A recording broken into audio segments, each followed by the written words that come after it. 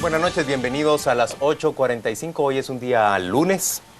Pablo Hurtado y Juan Luis Ponte estamos listos para arrancar con la primera conversación de la noche y nos acompañan ya dos abogados, Juan José Larios, quien es coordinador de incidencia del Instituto Comparado en Ciencias Penales de Guatemala, y Alejandro Balcells, abogado constitucionalista. Ambos, gracias por estar con nosotros, bienvenidos, y queremos conversar en torno a ese hecho que ha conmovido desde el día de ayer a muchos sectores de Guatemala con la renuncia presentada por la magistrada recientemente electa a las Cortes de Apelaciones, Claudia Escobar Mejía, a esa magistratura. Bienvenidos a los dos. Bienvenidos, buenas noches. Ha denunciado, aparte de su renuncia, que ha pedido que se anule el proceso. Podemos comenzar con eso, si quiere el señor Larios, para empezar con este punto. ¿Usted cómo evalúa esa petición? ¿Qué tan viable la considera? ¿Y qué resultados cree usted que pueda tener si se atiende esa petición de revertir el proceso? Todo. Bueno, ¿cómo evaluarla? Una actitud muy valiente de la licenciada, claro, es de aplaudirle. Ella pues está en todo el derecho de poder venir y renunciar en el momento en el que ella lo decide. Ahora las implicaciones, bueno, ha pasado tanto tiempo este proceso y ha habido tantas incidencias que desde la sociedad civil se han denunciado, desde el instituto ha habido una cantidad de acciones legales que no han sido escuchadas. Para nosotros es un poco delicado, como les digo, valiente la actitud de la licenciada. Sabemos las cuestiones las repercusiones que se pueden dar incluso dentro del gremio, incluso a nivel de órganos disciplinarios. ¿De qué tipo, ya que lo toca? Bueno, podemos pensar en que definitivamente estas acciones, que son muy valientes, como decimos, no generan una cantidad de anticuerpos incluso dentro del mismo gremio. Pues podríamos pensar que vimos algunas sanciones, algunos jueces de tribunal disciplinario en algún momento, entonces, bueno, ojalá, ¿verdad? Pues la licenciada pues tenga las mejores fortunas, ¿verdad? En el camino de su... Alejandro, tu percepción es que sí puede ganarse el caso de la solicitud de anulación del proceso completo de elección a los magistrados. Es que yo creo que hay que rescatar que no es la solicitud de la magistrada el tema, porque hay amparos que están en trámite en este momento. Y esos amparos van en contra de distintos agravios que se han dado dentro de todo el proceso de comisiones de postulación. Ayer hablaban que habían 18 amparos, no sé si había 18 o 15. Lo cierto es que sí han habido impugnaciones ordinarias también que fueron rechazadas, hay impugnaciones de amparo y hay otras eventuales acciones que pudieran darse. Por lo tanto, lo que existe es una deslegitimación clara del proceso y existe sobre todo mucha duda en las decisiones y en la forma en que han tomado las decisiones los comisionados y el Congreso.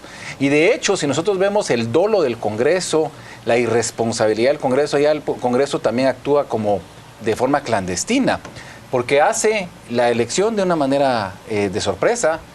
Esta es la fecha en que no ha publicado los acuerdos de elección y dicen que lo van a publicar y rapidito los quieren juramentar a todo el mundo para salir de eso, ¿verdad?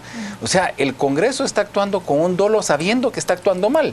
¿Y qué es lo que hizo mal el Congreso? Primero, pues que obvió ciertos aspectos fundamentales que están en la Constitución, pero también uno de los temas más importantes, y yo no me explico cómo un diputado puede votar por un magistrado a Corte Suprema de Justicia sin conocerlo. El proceso en sí era lógico que los diputados tienen que conocer a los 26 nominados y saber qué piensan, sobre todo en un país donde es la impunidad la que es la regla, no es la vigencia efectiva del Estado de Derecho. Alejandro, ¿y su previsión de la Corte cuál es? Mi previsión es que está el proceso deslegitimado y la renuncia ahorita de una magistrada electa y además con una denuncia muy clara sobre su independencia judicial y sobre todo lo que el proceso ha representado, sí significa mucho. Yo creo que aquí hay un parteaguas muy claro. Creo que también existe la típica tacañería guatemalteca de negar el mérito a la renuncia. He visto muchos colegas que se muestran escépticos. Se muestran escépticos porque nadie puede creer que alguien actúa simple y sencillamente por principios. Aquí todo el mundo está acostumbrado a que la gente está actuando por plata o por poder. Aquí hay una cuestión de principios que se está poniendo sobre la mesa. Yo creo que hay que rescatar ese es el aspecto. Juan José, ¿qué le corresponde hacer al Procurador de Derechos Humanos? ¿Le corresponde hacer algo más que, como hizo hoy, exhortar a la Corte de Constitucionalidad a resolver los recursos y las acciones que conoce? Bueno, en un principio yo pienso que sí está en manos de la Corte de Constitucionalidad. Un magistrado de conciencia, pensemos, va a dar recomendaciones de ese tipo. Está en manos de la Corte. Yo creo que es un buen momento para poder ver a los magistrados de la Corte de Constitucionalidad y realmente empezar a definir en qué posición están frente a Pero el Procurador no puede hacer algo más. Pues será muy discrecional de su parte el poder actuar más allá de lo que está haciendo. A ver, señores, no hay razones para alcanzar la convicción de que lo que ocurrió durante este proceso de nominación, postulación y elección de magistrados, en realidad se violentó el derecho que tenemos los guatemaltecos de gozar de una justicia independiente. Hay evidencia clara que dos partidos políticos se pusieron de acuerdo afuera del Congreso de la República. Como dice Alejandro Balcells, ni siquiera hablaron con los aspirantes y terminaron favoreciendo a muchísimas personas afuera de la carrera judicial y favoreciendo también a muchos que tienen vínculos contractuales con el actual gobierno de la República. ¿Eso no es suficiente evidencia para que el procurador, por ejemplo, tomara una posición al respecto? Por supuesto, aquí el procurador y su capacidad investigativa es necesaria. Sirvan estas cámaras para exhortar precisamente a todo el personal de la Procuraduría y del Procurador a trabajar en torno a eso. Definitivamente aquí no es con exhortativas. Él tiene que actuar, tiene que condenar con nombre y apellido lo que está sucediendo. Y además una cosa importante, aquí el tema no es que se hayan llegado a acuerdos, sino que, porque eso es lógico, tenía que haber acuerdos. El tema es que la Constitución de la República establece lo que es la carrera judicial y la establece con claridad. Por lo tanto, cuando existe un acto de elección de magistrados, lo que hace el Congreso es lo que se llama en derecho un control interorgánico, es decir, el Congreso está controlando interorgánicamente al Poder Judicial. Al Poder Judicial. Y ese control no es un cheque en blanco. Y por eso es que es importante aquí, cuando uno ve las declaraciones de los diputados que dicen, tuvimos mayoría, elegimos a quien quisiera. No es así. No es lo mismo en la lista aquellas personas y aquellos candidatos postulados que tenían carrera judicial de aquellos que no tenían carrera judicial. O sea, no es un tema de distinta. Por supuesto. Priorizarlos. Y es el artículo 209, creo que es de la Constitución, es clarísimo en de señalar que existe la carrera judicial y lo remite a una ley específica que se llama la Ley de la Carrera Judicial. Paola pregunta, ¿priorizar a aquellos que tienen carrera judicial o simplemente evaluar su Exactamente, rendimiento no es tanto la priorización en sí, sino que, por ejemplo, usted y yo, usted tiene carrera judicial, yo no tengo carrera judicial. Tenemos el mismo derecho para aparecer en la nómina. Pero no es lo mismo que a mí me dejen de elegir porque yo ya tengo la carrera, yo ya tengo 20 años. Si a mí me dejan de elegir, tiene que ser por algo. Sin evaluar tu carrera no te pueden excluir. Es que es lógico. Y además, por eso yo Juan Luis, yo disiento un poco, y sobre todo aquí en el programa de ustedes de ayer, en el tema de que la solución de este país siempre es la reforma constitucional y la reforma legal. Por supuesto, ojalá se dé. Pero el tema no es ese ahorita. Ahorita es que existen normas muy claras, existen normas que no se están aplicando, Alejandro, y existen violaciones constantes. ¿Cuándo se aborda ese problema? Pero perdón Paola, pero yo me persino antes de que este Congreso toque la ley de comisiones de postulación si lo está actuando con dolo y a espaldas y en secreto.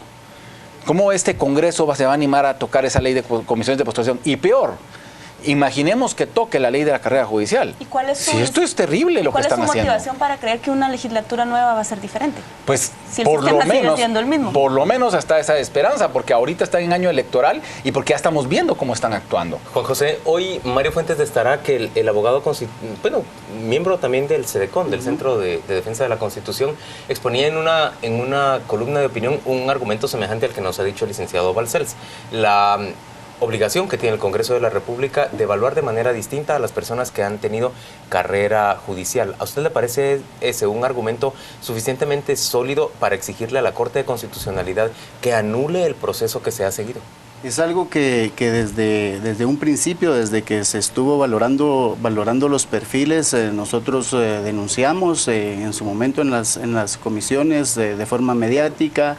Estuvimos también diciendo que hubo una discusión. Nosotros estuvimos monitoreando el proceso en todo momento en las comisiones de postulación y en ese momento en el que se discutía si en realidad eran 10 años de ser profesional o 10 años de ser juez lo que se debía evaluar, entonces pues para mí, para nosotros era pues lo mismo, había que ir a ese contexto de constitución en donde se decide que son 10 años de magistrado, de ejercicio como magistrado o 10 años de ejercicio profesional.